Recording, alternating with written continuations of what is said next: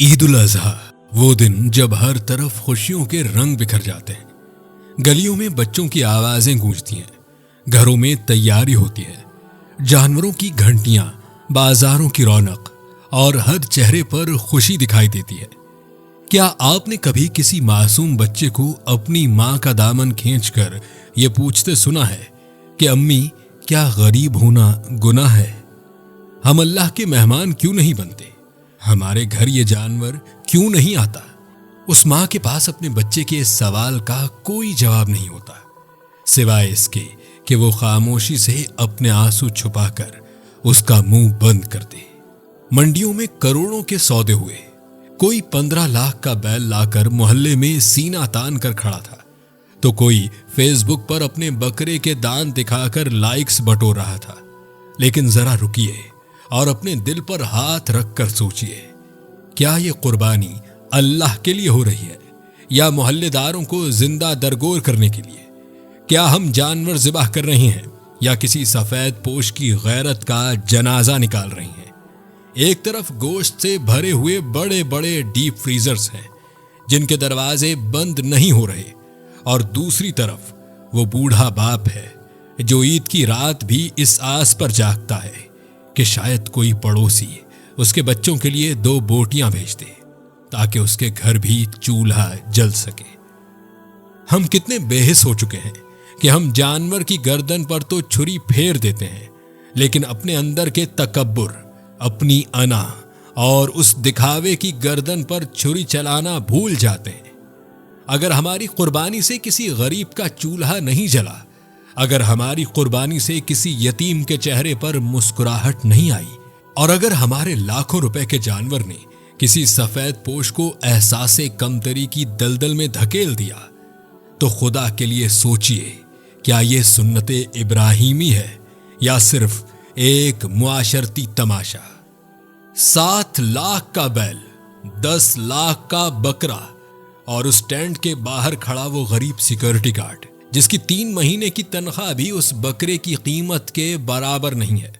ہم بکرے کے دانت، اس کی نسل اور اس کی قیمت تو فخر سے بتاتے ہیں، لیکن کیا کبھی ہم نے اس غریب کے دل کا حال پوچھا جو سال بھر میں صرف اس ایک دن اپنے بچوں کو گوشت کھلانے کا خواب دیکھتا ہے؟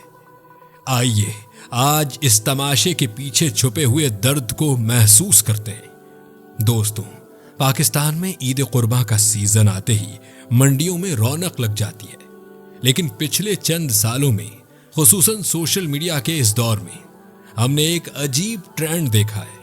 اب قربانی اللہ کی رضا کے لیے کم اور محلے داروں کو، رشتہ داروں کو اور فیس بک، انسٹاگرام کے فالوورز کو متاثر کرنے کے لیے زیادہ کی جاتی ہے۔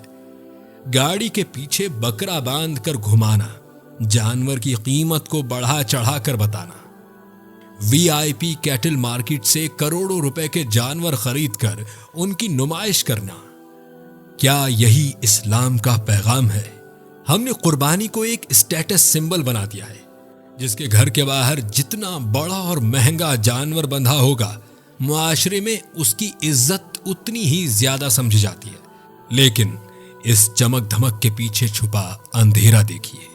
اسی محلے کی ایک گلی کے پیچھے ایک ایسا سفید پوش خاندان رہتا ہے جس کا سربراہ شدید مہنگائی کے اس دور میں بچوں کی اسکول کی فیس نہیں دے پا رہا۔ اس کے بچے جب کھڑکی سے دیکھتے ہیں کہ امیر کے گھر روز گوشت پک رہا ہے اور ان کے گھر میں دال بھی مشکل سے بنتی ہے، تو ان معصوم دلوں پر کیا گزرتی ہوگی؟ ہم جانور تو ذبح کر دیتے ہیں، لیکن اپنے اندر کے تکبر اور معاشرتی بے حسی کو ذبح کرنا بھول جاتے ہیں۔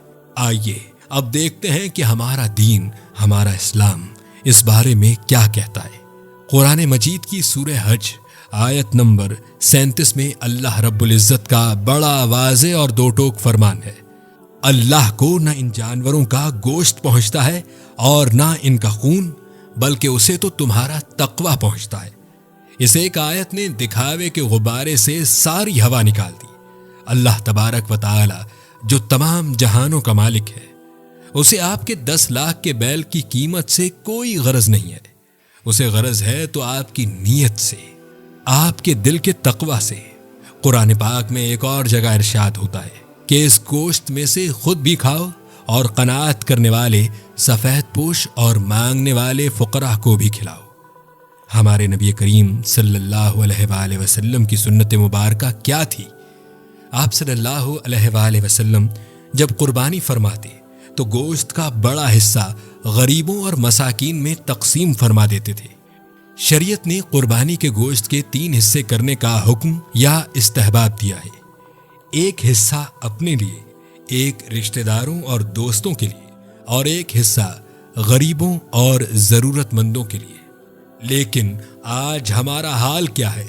ہم بہترین اور ران کا گوشت اپنے فریزر میں چھپا دیتے ہیں، چربی اور ہڈیاں غریبوں کے تھیلوں میں ڈال دیتے ہیں، اور پھر فخر سے کہتے ہیں کہ ہم نے قربانی کی ہے۔ یاد رکھیے، جس قربانی میں غریب کا حق مارا جائے وہ قربانی بارگاہ الہی میں قبولیت کا درجہ کیسے پا سکتی ہے؟ تھوڑی دیر کے لیے تاریخ کے جھروکوں میں جھانکتے ہیں اور اس عظیم واقعے کو یاد کرتے ہیں جہاں سے اس سنت کا آغاز ہوا۔ حضرت ابراہیم علیہ السلام، جنہیں اللہ نے خلیل اللہ یعنی اللہ کا دوست کا لقب دیا، بڑھاپے میں سالہ سال کی دعاؤں کے بعد اللہ نے انہیں ایک بیٹا عطا فرمایا جس کا نام تھا حضرت اسماعیل علیہ السلام۔ جب وہ بچہ دوڑنے دھوپنے کی عمر کو پہنچا تو اللہ نے اپنے خلیل کا امتحان لیا۔ خواب میں حکم ہوا کہ اپنی سب سے پیاری چیز قربان کرو۔ حضرت ابراہیم علیہ السلام نے 1 بار نہیں، 2 بار نہیں، 3 بار یہ خواب دیکھا اور سمجھ گئے کہ یہ اللہ کا قطعی حکم ہے۔ انہوں نے اپنے بیٹے سے کہا کہ میں نے خواب میں دیکھا ہے کہ میں تمہیں ذبح کر رہا ہوں، تمہاری کیا رائے ہے؟ آفرین ہے اس بیٹے پر جس کی تربیت ایک نبی کے گھر میں ہوئی تھی۔ 13-14 سال کے معصوم اسماعیل علیہ السلام نے جواب دیا، ابا جان، آپ کو جو حکم دیا گیا ہے اسے کر گزریے، انشاءاللہ آپ مجھے صبر کرنے والوں میں پائیں گے۔ منظر کا تصور کیجئے، ایک بوڑھا باپ اپنے اکلوتے جگر گوشے کو منا کے میدان میں لے کر جا رہا ہے۔ بیٹے کے ہاتھ پاؤں باندھے، انہیں پیشانی کے بل لٹایا اور اپنی آنکھوں پر پٹی باندھ لی تاکہ بیٹا تڑپتا دیکھ کر باپ کی محبت کہیں اللہ کے حکم کے آڑے نہ آ جائے۔ چھری چلی، تیز چھری چلی، لیکن اللہ کے حکم سے آگ کو گلزار کرنے والی چھری نے اسماعیل علیہ السلام کی گردن کو چھوا تک نہیں۔ اللہ نے غیب سے ایک دمبا بھیج دیا جو ذبح ہو گیا اور حضرت اسماعیل علیہ السلام محفوظ رہے۔ اللہ کو اپنے خلیل اور ذبیح کی یہ ادا اتنی پسند آئی کہ قیامت تک آنے والے تمام مسلمانوں کے لیے اس عمل کو لازم اور سنت قرار دے دیا گیا۔ لیکن ذرا سوچئے، کیا حضرت ابراہیم علیہ السلام نے وہاں کوئی دکھاوا کیا تھا؟ کیا وہاں کوئی مقابلہ تھا؟ نہیں میرے پیارے دوستوں، نہیں۔ وہاں صرف ایک چیز تھی، اللہ کی رضا کے لیے اپنی سب سے عزیز چیز کو قربان کر دینے کا جذبہ۔ آج ہمارے معاشرے میں غریب خاندانوں کی حالت زار کیا ہے؟ عید قربہ ان کے لیے خوشی کے بجائے ایک احساس محرومی بن کر آتی ہے۔ مہنگائی نے ان کی کمر توڑ دی ہے۔ وہ باپ جو سال بھر محنت مزدوری کر کے بھی اپنے بچوں کو مہینے میں 1 بار گوشت نہیں کھلا سکتا، عید کے دن اس کی غیرت نفس کا جنازہ نکل جاتا ہے جب اسے گوشت کے ایک ٹکڑے کے لیے گھنٹوں لائنوں میں کھڑا ہونا پڑتا ہے۔ اور ہم کیا کرتے ہیں؟ ہم گوشت بانٹتے ہوئے بھی ان کی عزت نفس کو کچل دیتے ہیں، تصویریں کھینچتے ہیں، سوشل میڈیا پر ویڈیوز بناتے ہیں کہ دیکھیں ہم غریبوں کی مدد کر رہے ہیں۔